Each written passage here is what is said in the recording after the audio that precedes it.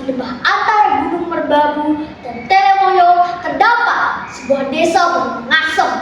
Di desa itu tinggal sepasang suami istri yang bernama Ki Hajar dan Nyai Slakanda, yang dikenal pemurah dan suka menolong sehingga sangat dihormati oleh masyarakat. Sayangnya, mereka belum mempunyai anak. Meskipun demikian, Ki Hajar dan istrinya selalu hidup rukun. Suatu hari, demi memenuhi keinginan sang istri agar mereka dikaruniai seorang anak, maka sang suami pergi untuk bertapa ke lereng Gunung Telemoyo. Tinggilah kini Nyai Slakanda serang diri dan hati semakin sepi. Suatu hari, Nyai Slakanda akhirnya hamil.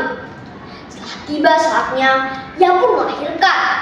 Namun, alangkah terkejutnya karena anak yang dilahirkan bukanlah seorang manusia, melainkan seekor naga.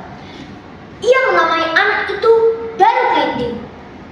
Ajaibnya, meskipun berwujud naga, Baru Kelinting dapat berbicara seperti manusia. Nyai Slakanda pun terheran-heran, campur haru melihat keajaiban itu. Waktu terus berjalan.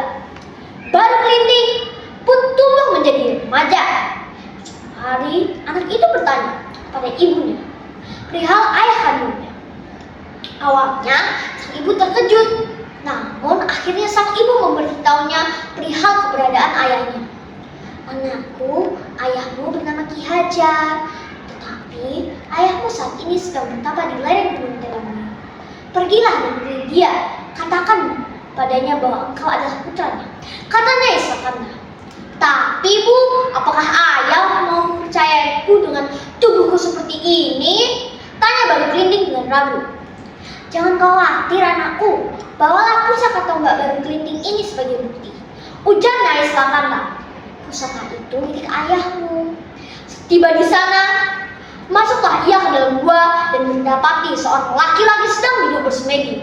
Kedatangan Baru Kelinting rupanya mengusik ketenangan petapa itu.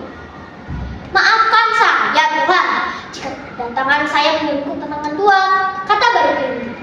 Betapa terkejutnya petapa itu saat melihat seekor naga yang dapat berbicara. "Siapa kamu dan kenapa kamu bisa berbicara seperti manusia?" tanya petapa itu dengan heran.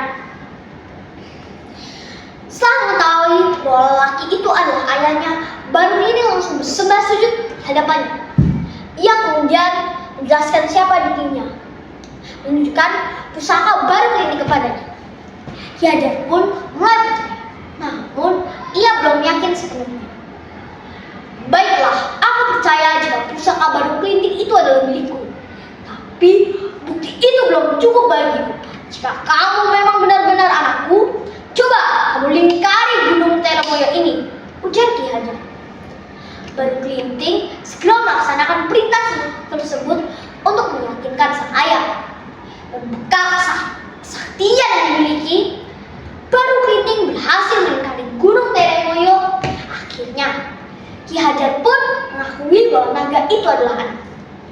Setelah itu, ia kemudian memerintahkan anaknya untuk bertapa di Bukit Tugur. "Pergilah bertapa ke Bukit Tugur," ujar Ki Hajar. "Suatu saat kelak, tubuhmu akan menjadi manusia." Sementara itu, tersebutlah sebuah desa bernama Patok. Desa ini sangat makmur. Namun sayangnya, penduduk desa ini sangat angkuh. Suatu ketika, penduduk desa Patok bermaksud mengadakan Beti Dusun, yaitu pesta setelah bumi setelah panen. Untuk itulah para warga beramai-ramai berburu bintang di Bukit Tugur. Tiba-tiba mereka melihat seekor naga sedang bertapa. Mereka pun beramai-ramai memotong daging naga itu, lalu membawanya pulang. Setiba di desa, daging naga itu mereka masak untuk dijadikan hidangan yang lezat. Ketika para warga sedang asik berpesta, datanglah seorang anak laki-laki, tubuhnya penuh dengan luka sehingga menimbulkan bau amis. Rupanya anak laki-laki itu adalah penjelmaan Baru Kelinting. "Hai pengemis, cepat pergi dari sini!" usir para warga. Bau sekali. Sungguh malang nasib baru kelinting. Dengan perut keroncongan, ia pun berjalan sempoyongan, hendak meninggalkan desa. Di tengah perjalanan, ia bertemu dengan seorang janda tua bernama Nyi Landung. "Hai anak muda, kenapa kamu tidak ikut berpesta?" tanya Nyi Landung. "Semua orang mau kehadiranmu di pesta itu. Mereka jijik melihatmu," jawab Baru Kelinting. "Padahal saya lapar sekali." Nyi Landung yang baik hati itu pun mengajak Baru Kelinting ke rumahnya. Nenek itu sudah menghidangkan masakan lezat. "Terima kasih ya, Nek," ucap Baru Kelinting. "Ternyata masih ada warga yang baik hati di desa ini." "Iya, cucuku. Semua warga di sini memiliki sifat aku. Mereka pun tidak mengundang nenek ke pesta karena jijik melihatku," ungkap Nyi Landung. "Kalau begitu, mereka harus diberi pelajaran," ujar Baru Kelinting. "Jika nanti nenek mendengar suara gemuruh, segera siapkan langsung kayu." Baru Kelinting kembali ke pesta dan membawa sebatang lidi. Setiba di tengah keramaian, ia menancapkan lidi itu ke tanah. "Wahai kalian semua, jika kalian merasa hebat, cabutlah lidi yang ditancapkan ini," tantang Baru Kelinting. Merasa diremehkan, warga pun beramai-ramai hendak mencabut lidi itu. Namun tak seorang pun dari mereka yang mampu mencabut lidi tersebut. Kalian semua payah, mencabut lidi saja tidak bisa," kata Baru Kelinting. Baru Kelinting segera mencabut lidi itu dengan mudah.